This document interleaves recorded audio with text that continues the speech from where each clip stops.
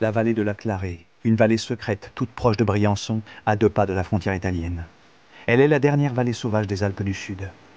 À la belle saison, les eaux de la Clarée attirent les pêcheurs de toute la France. Ces eaux translucides ont fait sa réputation. La rivière se découvre pas à pas sur les quelques 30 km de sa longueur. Elle prend des formes différentes. Large dans la basse vallée du côté des premiers villages, elle devient ensuite torrent puissant qui serpente jusqu'à sa source à 2400 mètres d'altitude. L'hiver, la neige envahit les vallons. La vallée de la Clarée vit alors paisiblement. Les hommes travaillent pour la plupart dans les stations de ski, Serre-Chevalier, Montgenèvre. Ils se retrouvent dans les chalets d'alpage. Il est l'heure de se réunir, de se souvenir des journées de chasse de l'automne. Cette saison, les chutes de neige ont été exceptionnelles et les ruisseaux des vallons ont gonflé, envahissant les prairies en contrebas. À la fonte de printemps, jamais la crue de la Clarée n'avait été aussi importante.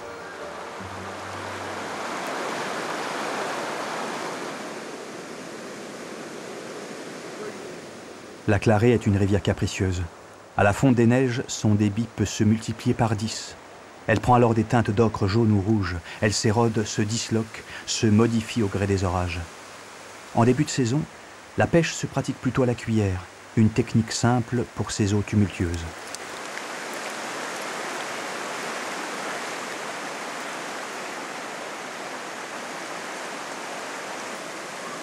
Belle truite sauvage, mais pas bien grosse.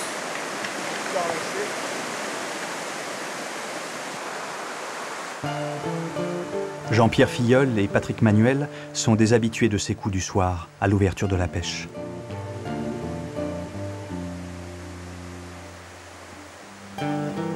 Une saison de pêche particulière quand les eaux grondent encore. Mais par ailleurs, sur chaque tronçon de la rivière, ce sont toujours des conditions nouvelles.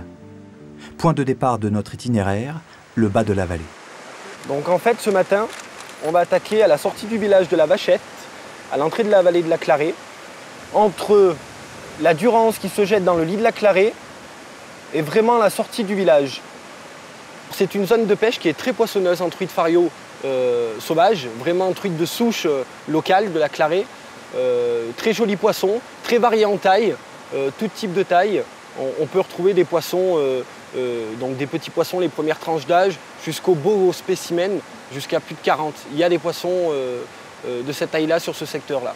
Alors, typologie du secteur très variée, des très jolis postes derrière les cailloux bien marqués, et l'inverse, ensuite des grands lys où on pourra peut-être pratiquer une pêche en sèche.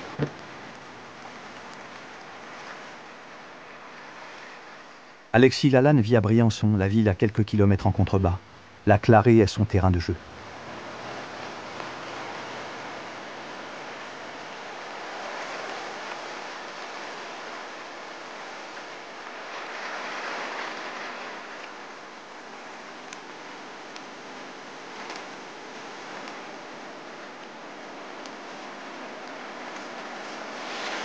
Donc voici une truite fario donc, de la Clarée que j'ai faite en nymphe.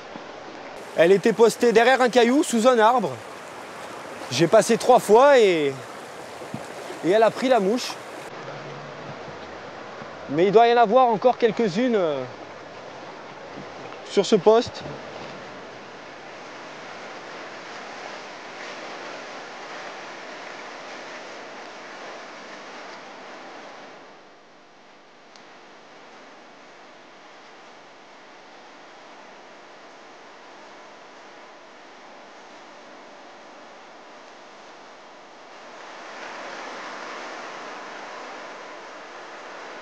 Quand la rivière est vive et puissante, il met en place une technique particulière.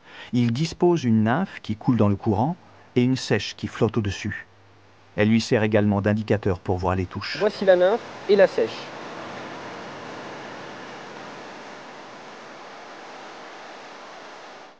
Le poisson, je pense qu'il ne se situe pas vraiment là où il y a beaucoup d'eau. Vraiment privilégier les bordures sur des postes bien marqués derrière les cailloux, sous des branches, où il va y avoir une concentration d'alimentation pour le poisson, où ça peut nous laisser une chance de piquer quelques poissons aujourd'hui.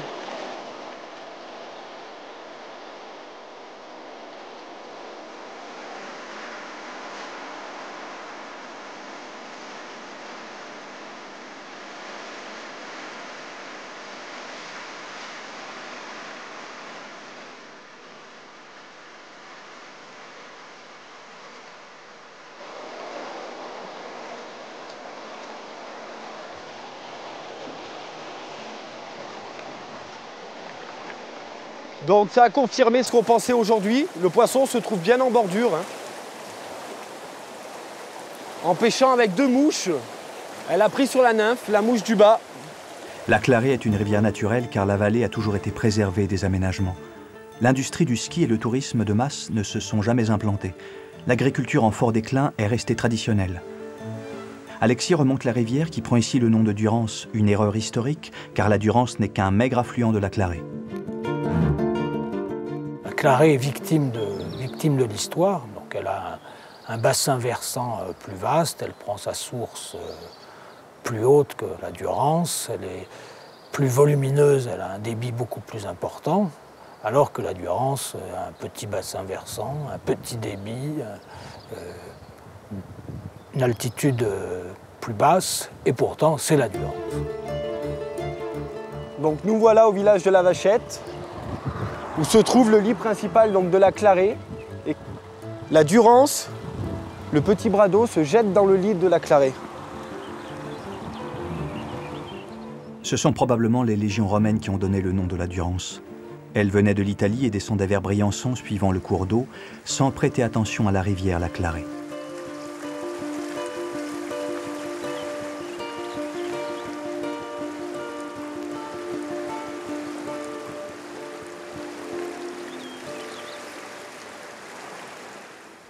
Par rapport au village donc, qui est ici, nous on va descendre cette partie-là, donc rive gauche en descendant, et ensuite on fera juste au-dessus du pont, le pont sous de la mairie, et on fera cette fois la berge gauche.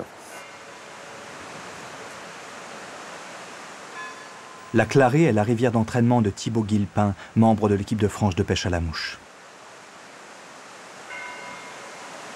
En début de saison, on a souvent un niveau d'étiage, donc un niveau très bas, puisqu'il n'y a pas de fonte, bien sûr, l'hiver, avec de l'eau très claire, on va dire, début mai, où là, l'eau commence à monter et à se teinter, voire même devenir carrément un chocolat, comme cette année. Donc là, la pêche, en tout cas à la mouche, plus possible, hein, puisque les eaux sont trop fortes. Donc là, ce sera plutôt une pêche au toc, aux appâts naturels. Et après, en cette période d'été, là, juillet, on a de l'eau qui recommence à redevenir à peu près claire et pêchable. Encore que, comme je le disais tout à l'heure, cette année, par rapport à la date, c'est un petit peu haut. Mais bon, on commence à toucher les premiers poissons qui sortent de cette léthargie due à l'eau froide et qui recommencent un petit peu à se nourrir. Donc c'est vrai que nous, pêcheurs à la mouche, on est un petit peu frustrés par rapport à cette rivière qui réagit pas comme les autres rivières de France. Mais malgré tout, la beauté du site et surtout la beauté des poissons fait que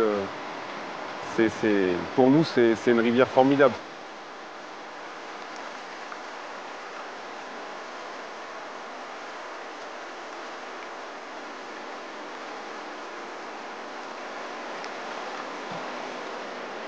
Donc là, aujourd'hui, on se rend quand même compte que les poissons ne sont pas réellement dehors.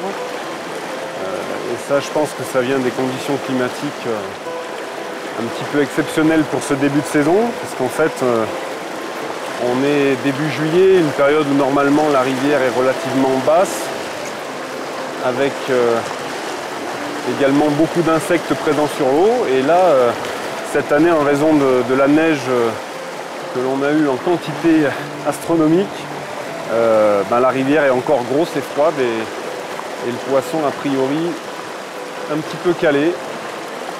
Donc je suppose que la pêche va être relativement difficile. J'essaye encore un petit peu comme ça et puis je vais certainement mettre des mouches très lourdes pour voir si au ras du fond c'est pas un petit peu meilleur. Est-ce que ces poissons sont un peu tétanisés par le froid?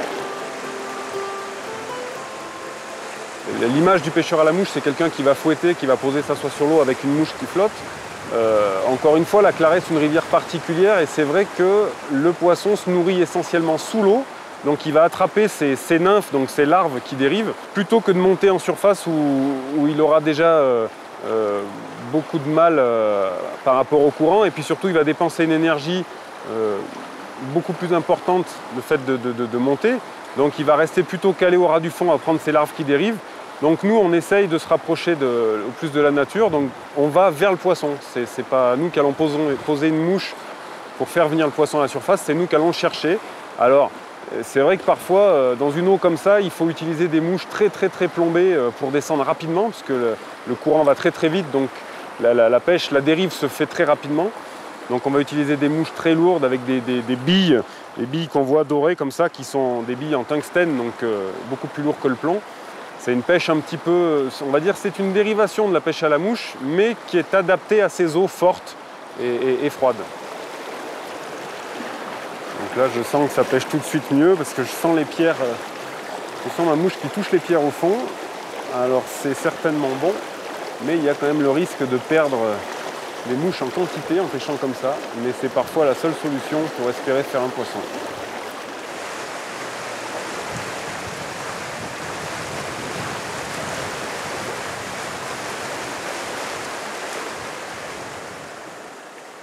Actuellement, il y a ces eaux, donc là on va pêcher plutôt lourd, mais par contre, juste après ça, quand l'eau va vraiment atteindre son niveau d'été, là on pourra pêcher cette fois en surface. Et donc là, ça devient beaucoup plus intéressant, puisque on va pouvoir utiliser des imitations de sauterelles, des choses comme ça.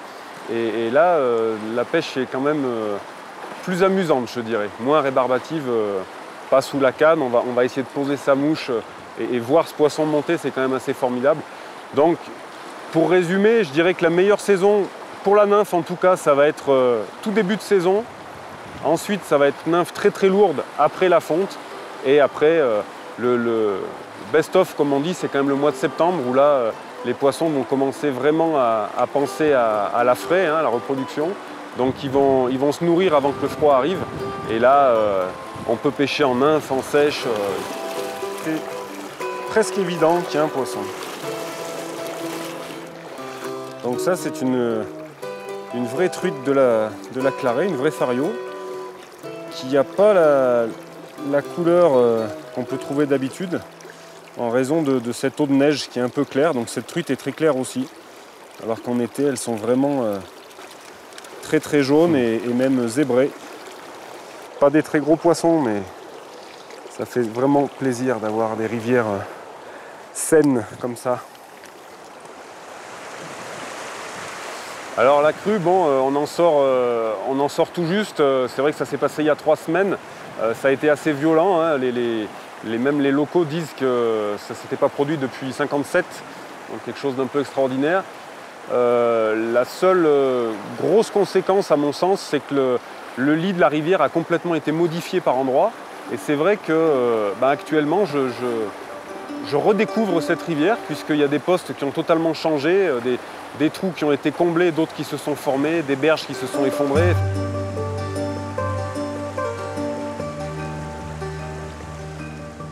René Sistrinck, éditeur et maire de Val-des-Prés, est la mémoire de ces lieux. Il se passionne pour l'évolution de sa vallée. En un siècle, le paysage façonné par les hommes au cours de l'histoire s'est transformé. Chaque parcelle accessible de la vallée était une terre agricole. Au XIXe siècle, tout le monde était cultivateur. Même le notaire était cultivateur. Tout le monde avait un champ, les plus riches, une vache, 2 vaches, mais tout le monde travaillait la terre. Donc c'était une vallée essentiellement cultivée, avec des paysages très jardinés, des lisières de la forêt très hautes. Il y avait des céréales d'altitude, il y avait du foin cultivé très haut en altitude, jusqu'à plus de 2000-2200 mètres. Et puis au-delà de ces terrains privés, il y avait les communaux où il y avait les troupeaux. Comme partout dans les vallées alpines, l'exode rural va toucher considérablement les villages de la vallée. L'hiver, les villageois quittent les lieux, deviennent colporteurs, s'engagent dans les usines et les corps d'État. Les fermes de la vallée, peu à peu, perdent leur force vive. À la fin des années 60, le nombre de résidents permanents est au plus bas. Les 2 langues de la forêt, des 2 versants, se rejoignent au fond de la vallée, ce qui ne correspond pas du tout à cette clarée touristique, première clarée touristique de la fin du XIXe siècle. Tout a changé dans la vallée, pourtant la clarée mythique n'est jamais loin. Et ce sont les pêcheurs aujourd'hui qui font la renommée de cette rivière. Alors, par rapport où on a déjà pêché donc dans le village de Val-des-Prés, là on est monté Donc à peu près, on a fait 5-6 km pour nous retrouver dans ce que l'on appelle la ligne droite de Planpinet. Donc on la distingue ici, hein, la départementale, qui longe la Clarée tout le long. Donc le village de Planpinet étant juste ici sous mon doigt, il n'est pas mentionné, mais enfin c'est juste là. Et là, on se situe plutôt dans la moitié supérieure. Donc on est à environ 400-500 mètres du village.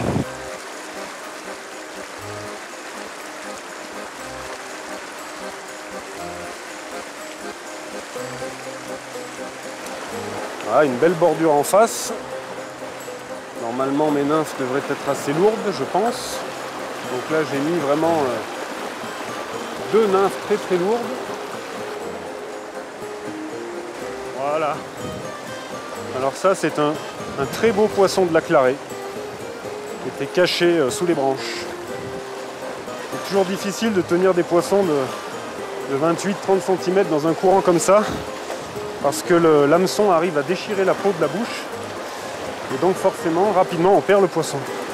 Là, par chance, ça ne s'est pas produit, donc je vais pouvoir vous montrer un poisson correct de notre belle rivière. Voilà. En pleine forme. Poisson qui a résisté donc à la grosse crue que l'on a eue et qui mérite forcément de retourner dans son élément.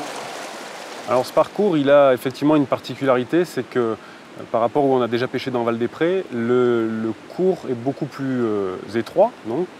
Et donc les postes sont vraiment très très marqués et c'est une pêche plutôt une pêche de précision. Donc bon, aujourd'hui c'était de la nymphe, comme on a déjà fait, mais c'est vrai que un peu plus compliqué par rapport aux arbres, aux buissons. Là en plus on a pu voir donc, par rapport à la crue certains endroits qui ont été comblés avec des arbres en travers, etc. Donc un secteur réellement différent par rapport à ce qu'on a déjà vu. Un peu plus technique, on va dire. Thibaut Guillepin parcourt le monde pour différentes compétitions. En 2008, il est revenu de Nouvelle-Zélande avec une médaille de bronze par équipe. C'est vrai que j'ai un parcours tout rose, je le qualifie comme ça parce que j'ai eu dans ma vie de pêcheur des circonstances qui ont fait que j'ai rencontré des gens qui m'ont indiqué des postes de pêche. Sur ces postes de pêche, j'ai rencontré d'autres personnes sympathiques qui m'ont aiguillé sur des techniques, sur des mouches, etc. Et puis de fil en aiguille, je me suis retrouvé un peu par hasard dans le milieu de la compétition. Et puis quelques résultats ont fait que je me suis retrouvé en présélection. Et puis toujours pareil, en côtoyant des très très bons pêcheurs qui sont devenus des amis maintenant, j'ai réussi à intégrer cette équipe qui me tient à cœur et qui est une très très bonne équipe. Quand on voit les résultats, c'est une très très bonne équipe. Le moucheur de la vallée permet à la France d'être l'une des nations les plus titrées dans le monde depuis une décennie. En 2009, il défendra son titre en Écosse. Alors c'est vrai qu'il y a des gens qui ne peuvent pas concevoir la compétition dans la pêche. Moi ce qui m'intéresse, c'est, en dehors du résultat, ce qui m'intéresse c'est de me retrouver sur une rivière que je ne connais pas. Donc on nous impose un secteur, une rivière, et on nous lâche dans la nature, si je puis dire, et débrouillez-vous.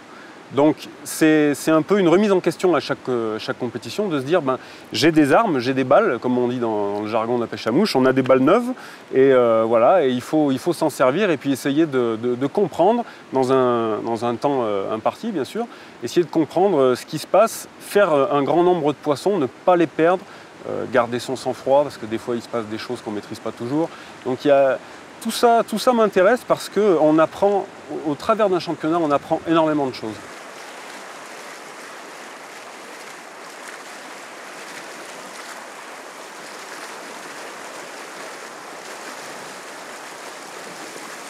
Un championnat du monde sur la Clarée, peut-être pour très bientôt.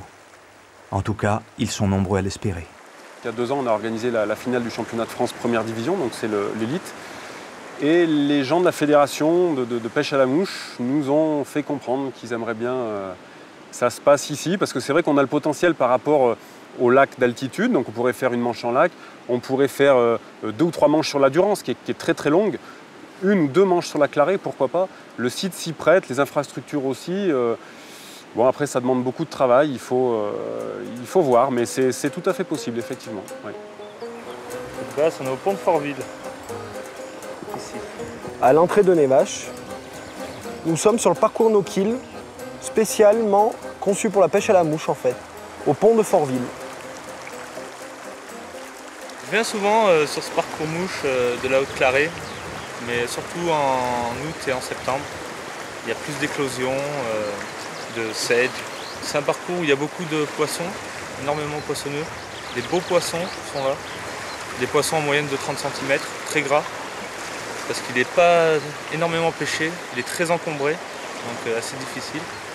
Et à ma connaissance, le plus gros poisson, ça a été un 42 cm. Pris.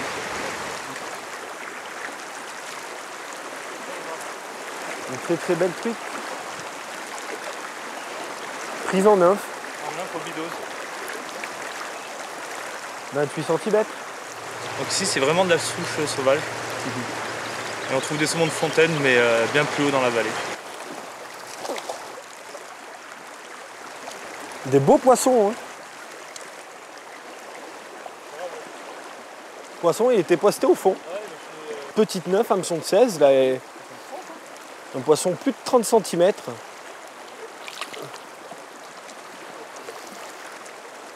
Il me semble d'en apercevoir une là. Où ça? Tu as la petite branche de l'arbre là, qui s'immerge en fait sur la rivière. Et sous cette branche, en fait, il me semble de voir un poisson. La première? La toute, voilà. Essaye. Eh ben, on va voir.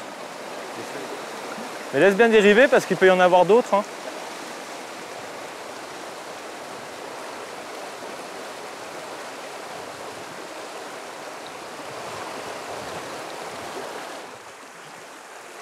T'as changé ta nymphe pour mettre un poil plus lourd quand même? J'ai mis plus lourd là. Ouais. J'ai mis plus lourd.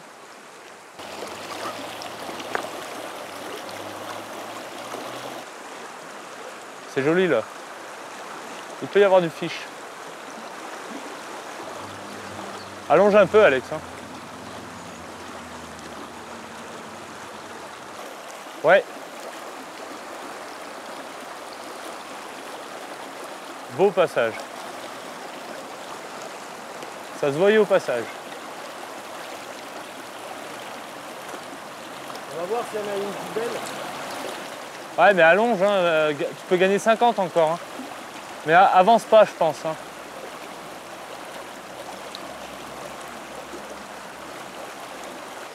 La fario autochtone est la principale espèce que l'on retrouve dans la rivière. Sur ce parcours no-kill au milieu du village, seule une technique fine permet de leurrer les truites sauvages.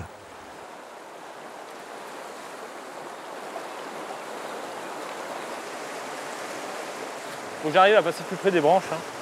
Allonge un peu là, sous les arbres, là, derrière le rocher. Ouais.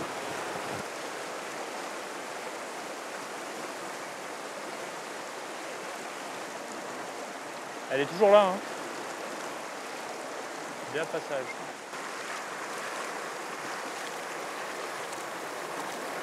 C'est un beau poisson de la Clarée, bien gras.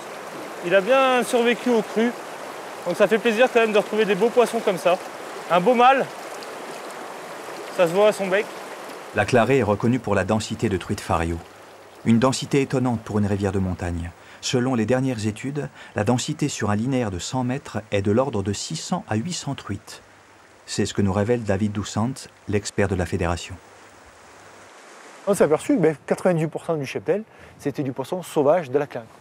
Donc on s'aperçoit que cette prédominance du poisson naturel, il est évident. On a une rivière naturelle, dans un cadre relativement contraignant, beaucoup de neige l'hiver, un milieu très très froid, des crues avec une fonte des neiges relativement importante, et on peut imaginer que c'est quand même que le poisson qui a un capital génétique, et puis surtout qui est né dans la Clarée, qui est susceptible de vivre dans ces milieux aussi difficiles.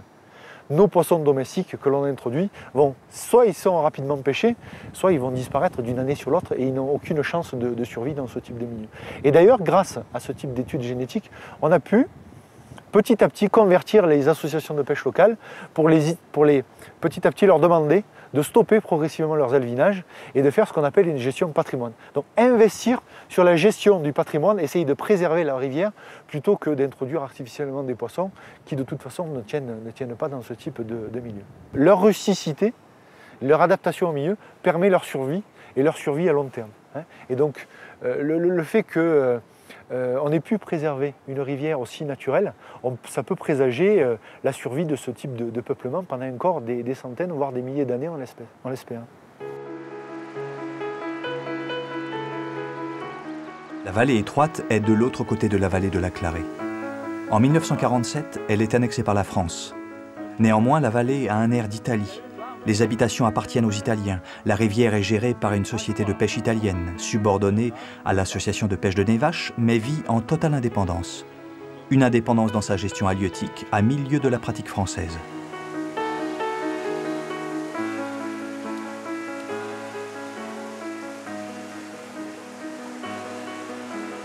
Voilà, tiens.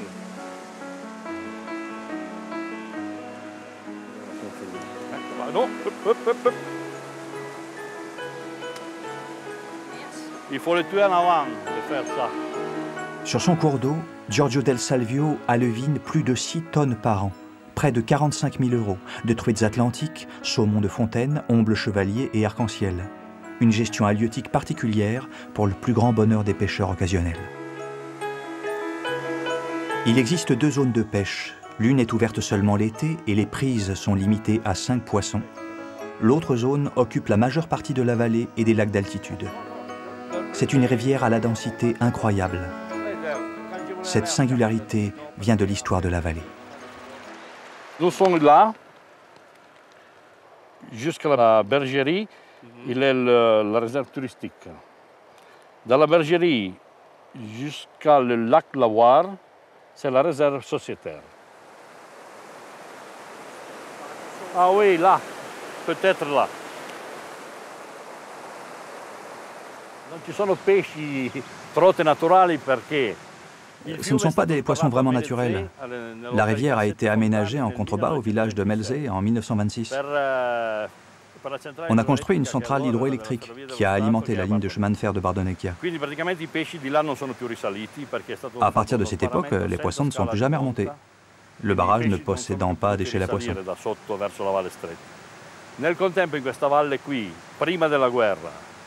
Aussi, la vallée a été occupée par 15 à 20 000 soldats avant la Première Guerre mondiale. Et tout ce qui est resté ici a été mangé par les soldats. Après quoi, on s'est retrouvé avec une rivière vide. Alors le repeuplement a été une obligation.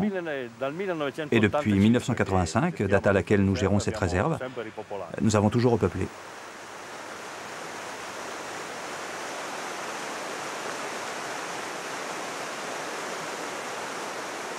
Dans ce site superbe, les gérants ont réussi à faire de ces lieux un parc d'attractions dédié à la pêche de loisirs.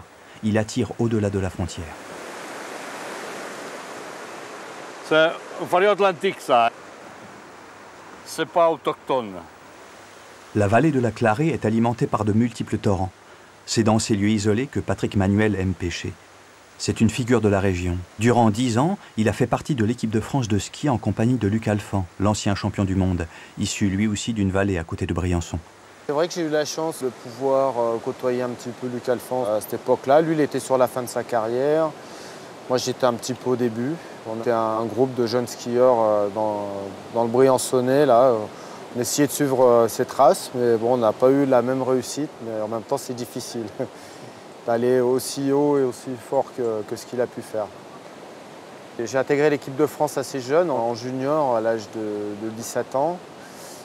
Et ensuite j'ai fait à peu près une dizaine d'années en équipe de France, en Coupe du Monde et en Coupe d'Europe. Voilà, dans des disciplines, le géant, et un peu le super G et un petit peu de descente. Après, au niveau résultat, j'ai jamais eu de résultat exceptionnel. Souvent, je me suis toujours situé dans les 20 et 30 premiers mondiaux, mais j'ai jamais réussi à faire un exploit exceptionnel. Puis effectivement, à l'âge de 30 ans, j'ai repris goût un peu à redécouvrir mon pays. Après avoir voyagé dans autant de pays, on se dit qu'on habite vraiment une chouette région, quoi. Et puis la pêche, il y a 2 ans, un jour, j'ai ouvert mon garage et je suis retombé sur les vieilles cannes à pêche de mon père. Puis ça m'a pris, j'ai dit allez, demain je vais à la pêche. Ça faisait 18 ans que je n'avais pas pêché, que je n'étais pas allé. Et j'ai repris les vieux moulinets, le vieux fil. Et le lendemain, je suis allé prendre ma carte de pêche à l'auberge de la Clarée chez Yvan. Et depuis 2 ans, je repêche et je me régale. Je ne suis pas un grand pêcheur, mais quand on voit les paysages qu'on peut avoir ici, c'est génial. En fait, j'essaye de pêcher souvent au-dessus des habitations. J'essaie de chercher de l'eau bien claire, bien propre, là où on ne voit pas trop de monde. Alors effectivement, il n'y a pas toujours beaucoup de truites dans ces endroits-là, parce que c'est un peu plus rude comme rivière, j'imagine, pour le poisson. Mais c'est un peu plus magique.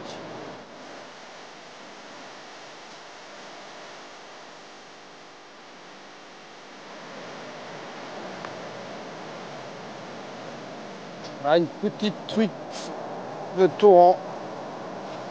Voilà. Ça, c'est une jolie petite truite sauvage avec des belles nageoires. On va la remettre dans son trou. Voilà.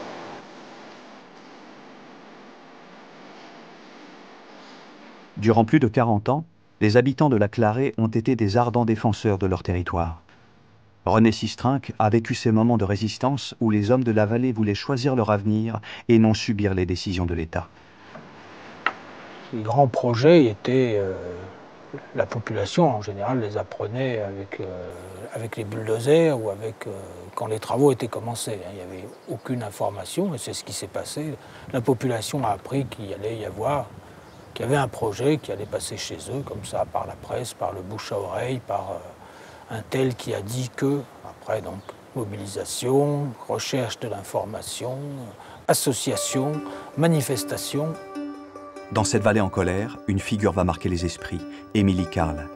L'institutrice, auteure d'un best-seller mondial, Une soupe aux herbes sauvages, va prendre la tête des opposants au projet d'autoroute et donner ainsi un écho plus large au combat des habitants de la petite vallée. La population s'est levée pour contrer les différents programmes. La voie rapide et le tunnel auraient abouti certainement à la dénaturation du site. La première mobilisation, donc, c'est 74-75, Émilie Carle. Et puis, donc, vers 77-78, le projet est abandonné. Après, 1980-1981, c'est l'uranium, alerte aux mines d'uranium. Et puis 1988-1992, donc c'est la deuxième alerte à l'autoroute et au tunnel. Donc conclu en 1992 par le classement, classé par la gauche, confirmé par la droite, consensus. Les 26 000 hectares de la Clarée sont désormais classés, mais d'autres incertitudes pèsent sur la vallée. Avoir raison avant tout le monde, oui, bah, quelquefois on ne le fait pas exprès, hein, mais oui, les choix étaient bons. En revanche, les menaces, ce serait peut-être la surfréquentation touristique et notamment automobile. Donc ça, oui, la Clarée risque d'être victime de sa fréquentation et de son succès. Bien sûr, c'est difficile de dire on va restreindre un accès, on va devenir un lieu un peu élitiste. C'est difficile, mais il faut résister au toujours plus. Direction la Haute-Vallée. C'est un paysage lumineux de cartes postales, parsemé de magnifiques chalets traditionnels, devenus des résidences secondaires et ouverts seulement l'été. On est au pont de Jadis, là. Au pont de Jadis, à 1864 mètres d'altitude. Alors, rivière assez dure à pêcher quand même, parce que l'eau est encore claire quand même. Hein, mais bon, en contrepartie, on a du très très beau poisson. Manque de peau aujourd'hui, qui ne va pas monter. Alors, les eaux sont froides, elles sont à 5 degrés hein, aujourd'hui. Hein. Il y a encore de la fonte des neiges. Ouais, l'eau est assez froide. L'eau est assez froide. Elle est vraiment pour tout type de pêche. Elle a l'avantage d'avoir une richesse naturelle au niveau de biotope, au niveau de nourriture, il y a de tout. Et on a de très jolis poissons. Très jolis poissons. Mais bon, elle est, comme beaucoup d'autres cours d'eau de ce style, capricieuse, c'est peut-être pas le mot, mais elle est difficile quelquefois à pêcher, justement par sa clarté, peut-être d'où son nom, la Clarée. Mais c'est une très belle rivière. Il a dit le mot juste. Très dur à pêcher. Viens, Claude, on monte. Tu vois le bout de replat là? Ouais.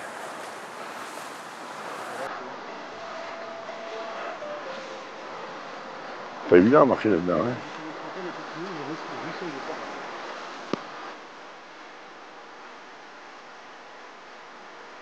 Hein. J'ai choisi ce matin un corps de ligne en 14 centièmes, fluo, déjà pour la visualisation. Une plombée assez lourde, ça part d'un 6 et ça termine par 2-3, ce qui est un peu lourd pour le type de pêche que j'essaie de pratiquer. Mais les conditions de pêche aujourd'hui sont telles que si je n'avais pas plombé de cette manière, l'appât serait sans arrêt en surface. On a des eaux qui sont à peu près légèrement au-dessus de 5 degrés ce matin. Il ne faut pas oublier qu'au-dessus on a encore pas mal de neige, que la fonte existe encore, je pense qu'il y en a encore pour 15 jours, 3 semaines. Et puis le vent qui s'en mêle. Et la truite, elle est pas folle, elle est moins folle que nous. Nous met un caouet, elle se cache. Et puis voilà, pour l'instant c'est ce que je vois. On va essayer quand même de la leurrer.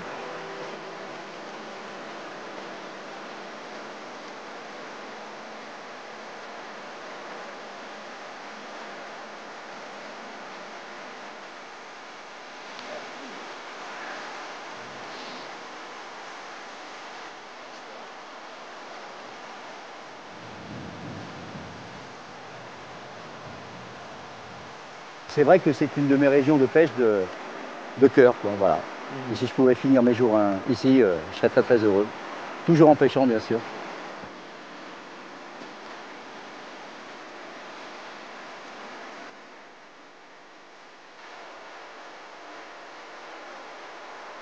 Et viens la petite.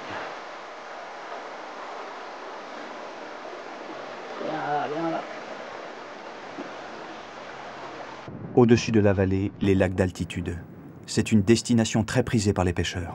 Le lac Laramont est à plus d'1 heure de marche de la vallée. Il est sur un vallon suspendu en face des sommets encore glacés en ce début d'été. Tu fais répète. On a coupé là, hop, et après on est arrivé au Laramont. Derrière. Le chemin il passe là-bas. On est à 2000 combien 2380 d'après la carte. Et là-bas, ça c'est Rocher de la Grande Tempête. Éric Bellon, le président de la Société de pêche de Briançon, est déjà sur place. Demain aura lieu l'alvinage. Les hommes de la fédération se sont donné rendez-vous dès le soir, des bénévoles indispensables à la bonne marche de l'opération. Alors c'est le principe de la pêche à la mouche noyée, donc avec un train de mouche, un bulle d'eau en bout de ligne, lesté, qui sert de lest, et puis 3 mouches en amont, mouches noyées donc, qui pêchent sous l'eau. Le seul souci, c'est qu'actuellement le lac est trop calme, et donc elle voit les mouches, donc on est mieux que ça frise un petit peu, mais quand ça frise, on arrive à pêcher juste sous la vague, ce qu'on appelle, et là on arrive à obtenir quand même de bons résultats. Ouais.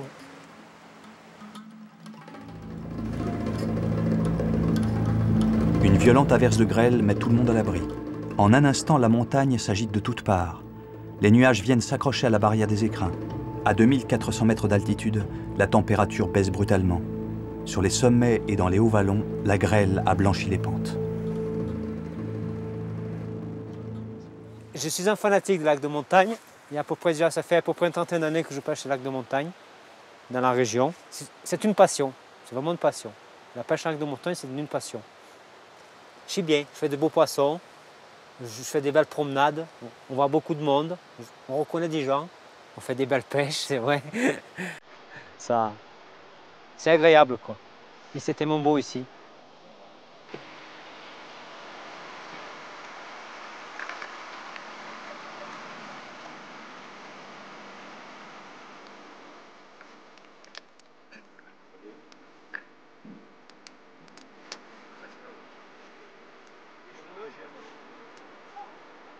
À 5 heures du matin, les hommes partent, déjà prêts à retourner pêcher.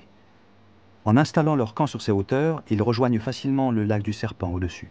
Un lac profond où l'ongle chevalier s'est bien acclimaté. Ça va à peu près, tu vois, à 20 mètres.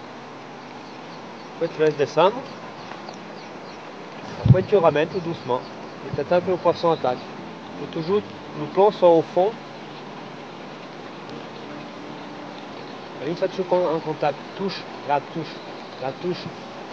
Ferré. Oh, il est beau. Voilà.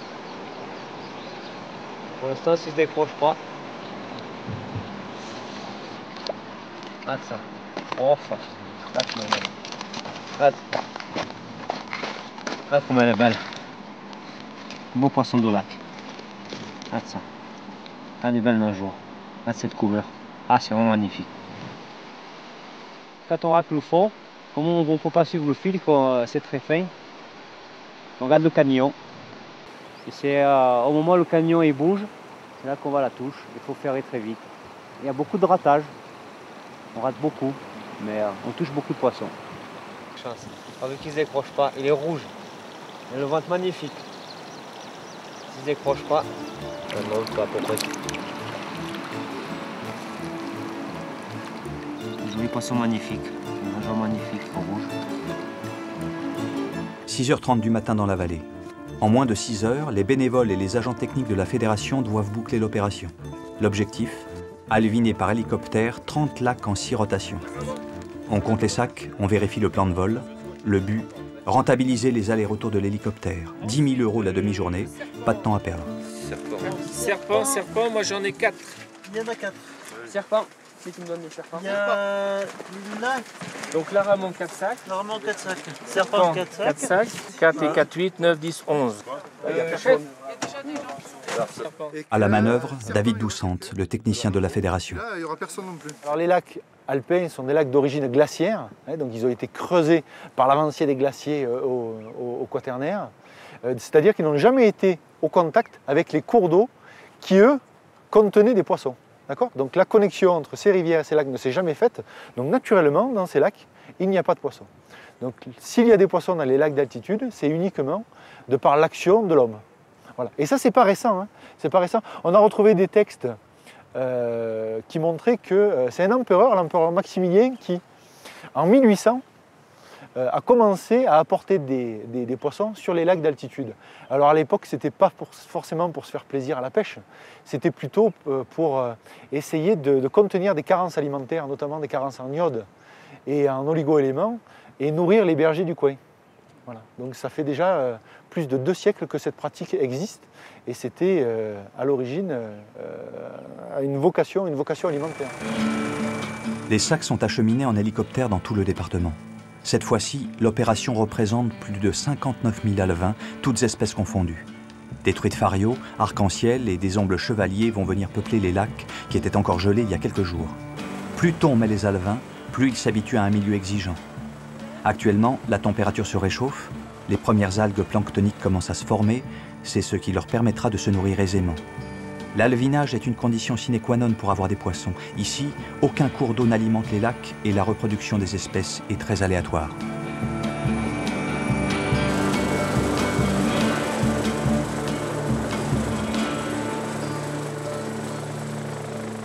Dès qu'on a un lac un peu difficile, relativement limité en ressources alimentaires, on introduit la truite arc-en-ciel dans ces lacs. La truite arc-en-ciel, il faut savoir que c'est un poisson qui a un taux de croissance très élevé. On peut, pour simplifier, on peut dire que c'est un poisson qui grandit 2 fois plus vite qu'une truite fario, par exemple, et puis surtout qui est très très bien adapté à un écosystème lac. Donc c'est un poisson qui va se nourrir à partir des insectes qui vont tomber dans l'eau. S'il n'y en a pas, il va manger du zooplancton. S'il n'y en a pas, il va manger du phytoplancton. S'il n'y en a pas, il va peut-être aller directement manger le peu de matière organique qu'il y a sur les berges. C'est vraiment une espèce qui est très opportuniste au niveau de son alimentation, et donc c'est des espèces qui vont arriver à survivre et donc à se développer et ensuite être pêchées dans ce type de lac. Il privilégie une gestion individualisée pour chaque lac, car chaque lac a sa spécificité. Chaque espèce a un milieu de prédilection.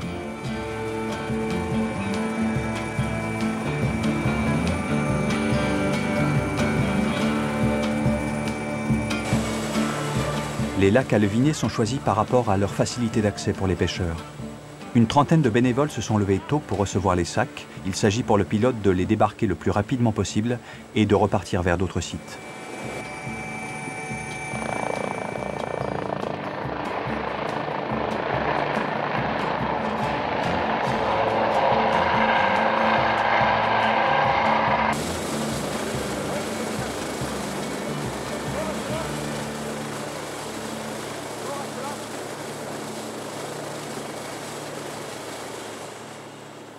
Lac Larmont, par exemple, c'est un lac très étendu, avec un effet de bordure très très important, assez peu profond. On a vu la présence d'un émissaire, donc d'un petit cours d'eau qui se jette dedans, et qui correspond très très bien à l'alvinage en truite. C'est aussi un lac vert, c'est-à-dire que l'on va avoir autour du lac pas mal de nourriture, hein, tous les insectes, les sauterelles, etc., qui vont participer à l'alimentation des poissons du lac. Donc un lac assez riche, et jusqu'à présent, la truite fario que l'on a introduit en grande quantité, avec 4000 individus là, de truite, ça correspond relativement bien. Lorsqu'on va sur le lac du Serpent qui est au-dessus, un lac est beaucoup plus petit, par contre beaucoup plus profond. Et là on a ciblé sur une autre espèce qui est l'omble chevalier. C'est une espèce lucifuge, donc qui ne va surtout pas supporter des lacs comme le lac Laramont par exemple, et qui va avoir tendance à plonger et aller utiliser les milieux en profondeur. Ce qui peut leur poser problème, c'est quand on passe d'une eau froide à une eau plus chaude. Là, le choc thermique, il peut les tuer, quoi. 4-5 degrés de différence thermique, ça peut être... Ah oui, ça peut vraiment être rédhibitoire. Voilà. Mais on a une pisciculture avec une source à peu près à 8 degrés. Les poissons, lorsqu'ils arrivent ici, ils sont à peu près dans les mêmes conditions. Donc, voilà. Bon, il y a quand même un changement de qualité d'eau. Et ça, par contre, ils le ressentent beaucoup plus.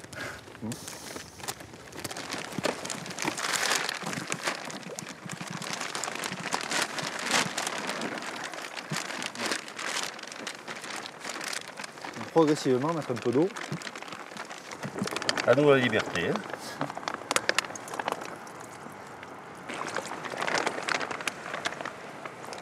Artificiellement, on introduit du poisson, mais en contrepartie, on peut savoir que si un jour il y a un intérêt autre que la pêche sur ces milieux-là, on peut revenir en arrière, ne plus introduire du poisson, et à ce moment-là, on va laisser un lac vierge de tout alvinage. Donc ce critère de réversibilité, à mon avis, il est à prendre en considération.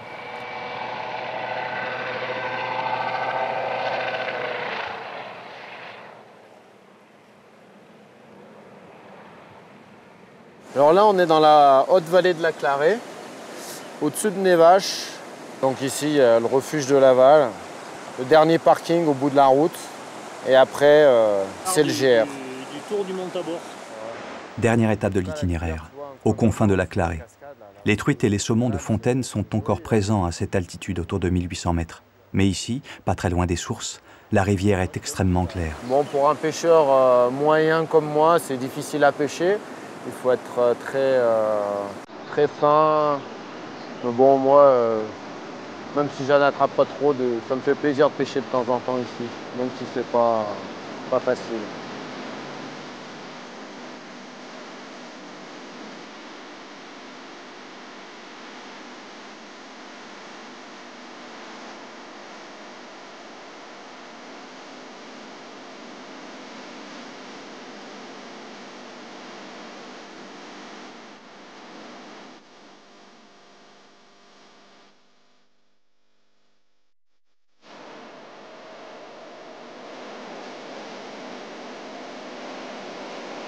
Hey Christophe, faire un barbecue cet après-midi?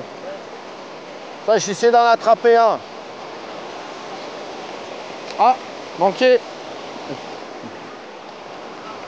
C'est ça qui est sympa à la pêche, c'est que autant tu pars à la pêche pour attraper des truites et tu reviens avec un mouton. Le but, c'est de pas être bredouille. Hein.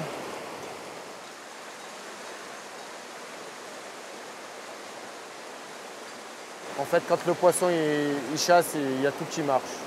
Après, quand il n'a pas envie de chasser, cuillère noire, verte ou rouge, à mon niveau, c'est pareil.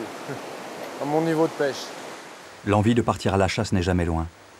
Pour Christophe Carl, le petit-fils d'Émilie Carl, il est déjà temps d'observer les chamois. Moi, je suis là pour prendre du plaisir. Je passe du temps avec les patous. Lui, il pêche. Moi, on va dire que je regarde un petit peu à droite à gauche. Et puis, si je vois un petit peu des chamois, je vais regarder un petit peu ce que c'est pour l'automne. Je suis pas trop allé en montagne, là encore, mais sur ce que j'ai vu, a priori, il y a beaucoup de chevreaux. Donc, il devrait y avoir une bonne population. Il n'y a pas de raison que ça aille pas.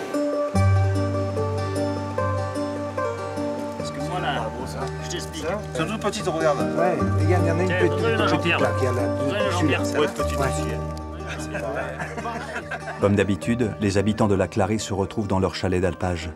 Les truites sont bien sur la table et on raconte encore et encore les histoires qui ont marqué la saison de pêche. Alors ça, c'est les truites en papillote façon Yvan. Quoi, ton bouga glacé façon Mano, il est bon, toi? Voilà. La montagne est faite de saisons. Elle a un temps pour toute chose. Alors à l'automne, les hommes reprennent les chemins de la chasse aux chamois. C'est une autre histoire, d'autres itinéraires qui débutent.